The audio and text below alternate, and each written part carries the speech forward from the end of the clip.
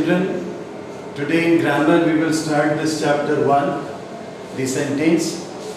As you know that the situation of pandemic is going on, so stay home, stay safe, all of you.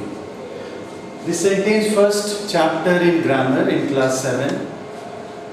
Today we will start this topic, the sentence. So first we will know that what is the meaning of the sentence. In common language we say it is a collection of words. Right? Collection of words can be a phrase, can be a clause, can be a noun. So in sentence we categorize further into two parts. In a sentence, two important parts. First part is the subject and second part is very important part is verb. Let's for example, if I say go, if I say run, you are able to understand that what I am saying. However, this is not a complete sentence. It's an incomplete sentence. So, without a subject, it's called incomplete sentence. So, further we categorize into two parts. One part is called the phrase and another is clause. You understand what I am saying. That is, if I say go, you understand what you need to do.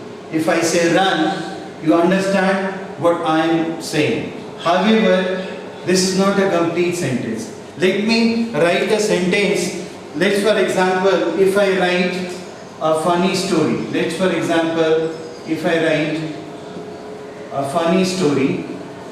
Second, I write last evening. Last evening. You understand what I am saying, that a funny story, a story which is of fun. Last evening, that is the time. Now, these meaning is clear, however, the complete meaning is not clear. That's why it's a part of a sentence, it's called a phrase. And the second part, let's for example, if we combine two sentences and I write a sentence, let's for example, my mother told me a funny story last evening.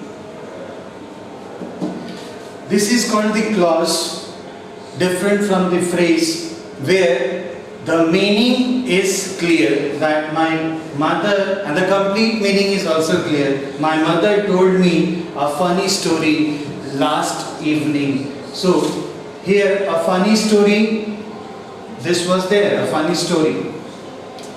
Last evening also it was there, however the meaning was not clear, that's why it is called a phrase, and when the meaning is clear, that is called the clause.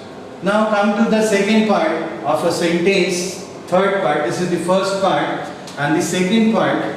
In the second part we categorize two important things, is the predicate part and the subject part. In a sentence, these two parts are very important. Actually, this predicate part is also known as the complement part. This predicate part is also called the complement part. Like if I write, he smiles. But you don't know why he is smiling, but it's a sentence but not a complete sentence. It's called a clause. Sorry, it's called a phrase, we say.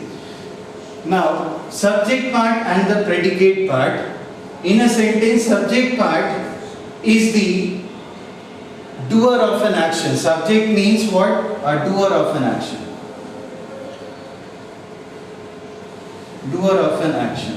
What is the predicate part or the complement part? The receiver of an action. receiver of an action. So these two parts are very important in a sentence. I say that if I say go, if I say run, you understand what I am saying, but in a formal language it's okay. In a formal language, if you say, in a casual language, if you say go or run, everybody can understand that what I am saying. However, when we frame a sentence, it's not a complete sentence. So two parts. Let's see what is this predicate and the subject part. First rule, it's not a rule that subject is always in the first position and predicate in the second position. It can be there are many sentences where predicate is prior to the subject part. Let's see with one example.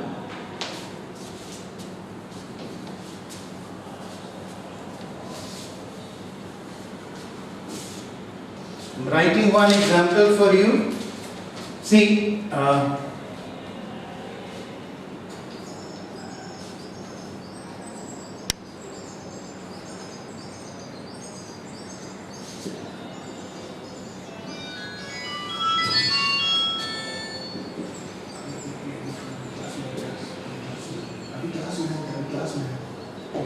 this is the first sentence where I have written pond water is not fit to drink, and in the second sentence I am writing